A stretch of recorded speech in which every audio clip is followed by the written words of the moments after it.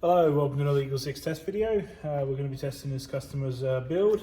It's the Tokyo Marui VSPEC, so GSPEC VSR, and this one is a level 6 build. Inside we've replaced the barrel with a 303 Laylax barrel, and we've got the cylinder set, so they do a Teflon cylinder set. It's quite nice.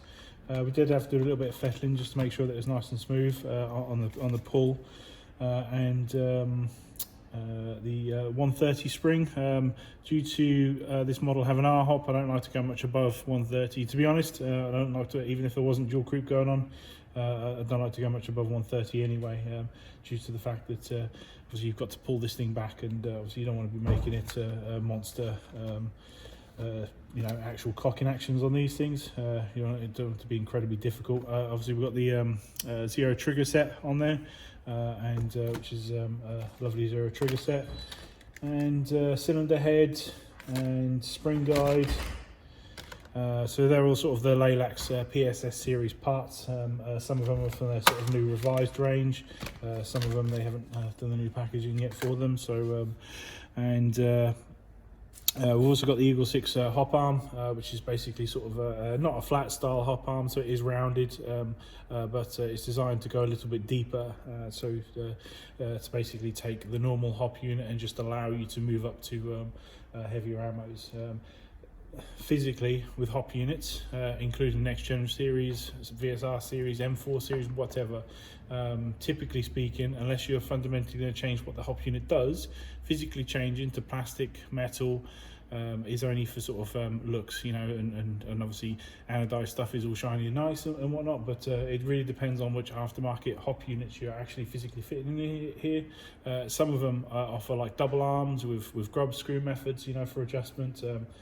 Some use O-rings, and some use basically the original style, which is a lever on the side, and I really just like the original hop unit and how easy it is to actually adjust from the side here. So obviously all we've done is just basically allow it to push a little bit deeper.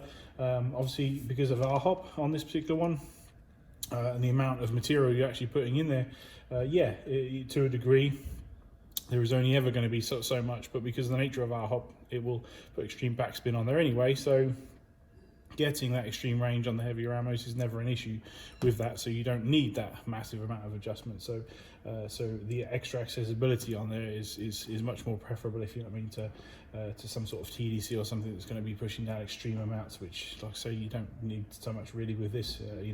This is overhopping, will overhop 4.3 to redonkulous distances, so it will carry well past like hundreds and 120 meters overhop. So it's at that point, I physically cannot see it anymore. So unless we sort of get a zoomed in scope and sit there dialing it in and stuff like that, it's we're well past that. So just for sort of normal airsoft distances, without trying to set some kind of long range world record or something, it just is absolutely flat, straight, and obviously if the customer wants to move up from 4.3 to something even heavier, but we definitely recommend 4.3 as a sort of a bare minimum for really any sniper build, even if it's electric DMR. The whole point is less shots and more accurate shots, and obviously you achieve that with heavier ammo. So yeah, we definitely recommend that. So obviously all the hop mods, and obviously we tested it at range, and it's just literally just goes straight, flat, and for an incredibly long way.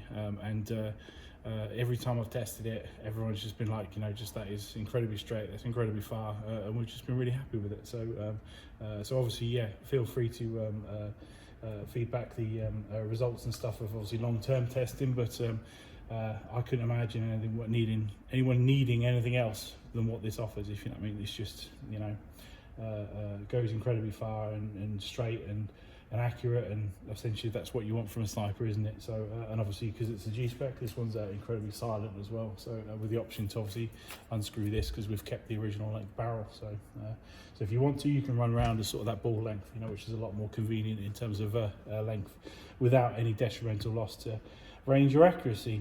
FPS wise, like I say, it was .2s is getting 436, which sounds a little bit low, but when you actually measure on the ammo you're going to be using, it comes in at 326, which is a shade under the limit. So we obviously wouldn't sort of recommend going with any bigger spring there, even though technically speaking the .2 ammo reading is quite low there. So but that's due to the nature of the R-Hop and the setup that we've built. So yeah, I'm going to do some tests just to make sure everything's all going good, and there's no extra problems with the actual build, even though obviously we've been pinging shots at long range on it anyway. So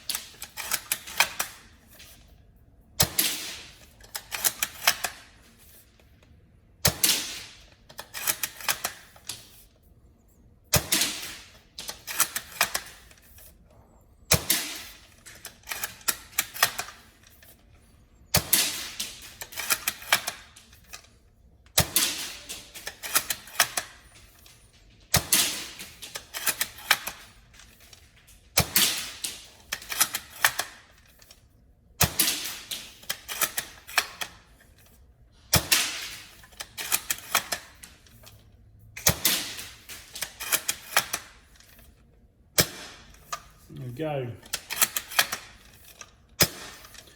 All empty. So yeah, obviously because of the new revised trigger, the Laylax revised one actually maintains the safety switch, so you've technically still got that if you want to.